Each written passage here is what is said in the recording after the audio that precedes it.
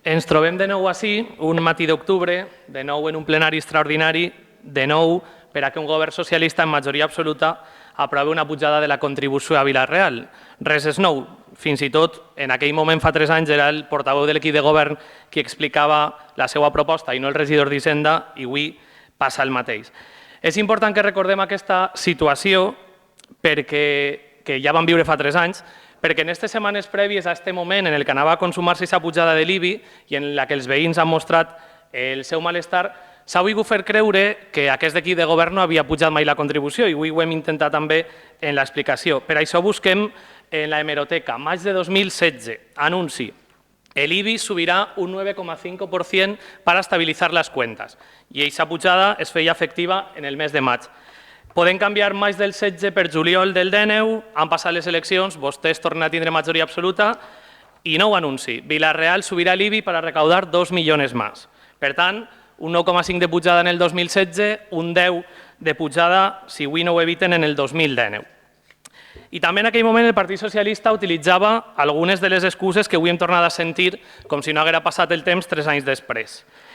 Parlaven ja de les sentències i de l'urbanisme, com no, però ja ho vam sentir fa poc en aquest saló de plens, no vamos a renunciar a l'excusa de l'urbanisme, i així ho fan. Entenc que els ha anat bé com a estratègia política i electoral, ahí estan els resultats. El problema és que és també la seva estratègia de gestió, no hi ha una altra. Jo els pregunte, què haguera passat si durant aquests 8 anys hagueren continuat amb la tramitació del Pla General i l'Ajuntament haguera pogut complir amb alguns dels acords que s'havia arribat amb alguns propietaris? Segurament la situació econòmica seria millor, però vostès no hagueren tret aquest rèdit electoral que han tret. Parlen també de noves infraestructures que té ara la ciutat, ja ho feien en 2016. Algunes d'aquestes infraestructures en aquell moment ja portaven 3 anys en marxa, per tant ara porten 6. I vostès ara en 2019 pareix que es donen compte que aquestes infraestructures produeixen un gasto. Tornen a parlar vostès de la tassa de basura, que no és que no la paguem, sinó que està inclosa en el IBI des de l'any 90. Si feren com vostès fan, diríem que el Partit Socialista seguís en el segle passat. En aquest plenari de 2016, senyor Serralvo, parlaven vostès també de que ara que governava en aquell moment i ho seguís fent a la Generalitat Valenciana, el Partit Socialista, les coses anaven a canviar perquè Vila-real tindria més recursos. Els pregunte, no ha sigut així i per això hem de pujar la contribució? I ja que seguissin governant a València i ho fan també a la Diputació, s'han sentat vostès amb els seus companys en aquestes administracions per a que Vila-real pugui rebre més ajudes? Senyor Benlloch, vostè mateix anunciava tímidament la solució en la proposta de modificació d'aquesta ordenança que ha presentat, i llis textualment. Estas circunstancias podrían ser gestionadas con una política de contención del gasto. Però, clar, això suposaria renunciar a gastar una sèrie de diners que es venen molt bé per a continuar promocionant la imatge de l'equip de govern. Ho veurem també en l'últim punt del dia d'aquest plenari. Per tot això, el grup popular ens oposem, votarem en contra d'esta pujada de la contribució que li permetrà a vostè recaudar quasi 10 milions d'euros més en aquesta legislatura. Li demanem, senyor alcalde, que recapacite, encara està a temps, que faci aquest exercici de contenció del gasto i que oblidi aquesta pujada de l'IBI que patiran, com fa 3 anys, de nou, tots els veïns i veïnes de Vila-real. Jo no vaig a parlar-li de cap conegut, de cap veí, li vaig a parlar del meu cas. Jo el primer rebut de la contribució que pague, el pague en l'any 2013. 494,98 euros. És el primer any que jo pague la contribució. L'últim rebut, el de l'any passat, el d'aquest any, perdó, 2019, 512,82. Hi ha una pujada. O sigui, hi ha una pujada.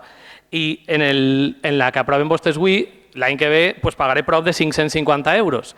Eixa pujada no serà significativa segurament per a vostès, però jo puc pagar aquests diners, però hi haurà gent al carrer que eixa pujada li afecte i evidentment no li vinga gens bé.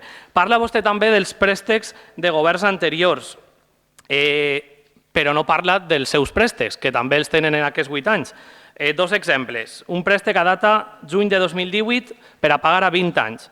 Començarem a pagar-lo l'any que ve i acabarem pagant-lo l'any 2040.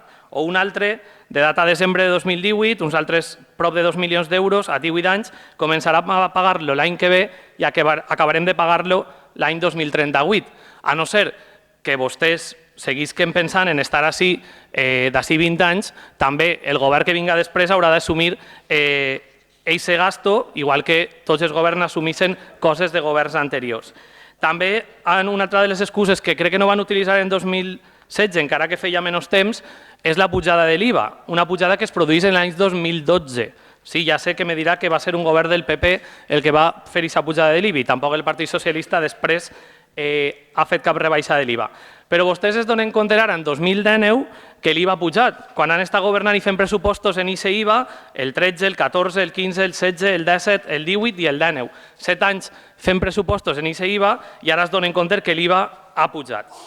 Entenc que vostès necessiten justificar-se una vegada més, que utilitzen aquestes excuses que electoralment, com li he dit, li han funcionat bé i és de reconèixer, però crec que ja n'hi ha prou. La gent ja no es creu, després de 8 anys de govern, que la culpa segueix sent de governs anteriors. Haurem fet coses bé, coses malament, com farem tots, però crec que és moment ja que assumim responsabilitats. I la d'una nova pujada de l'IBI, és exclusivament seua, com ja ho va ser la de fa 3 anys.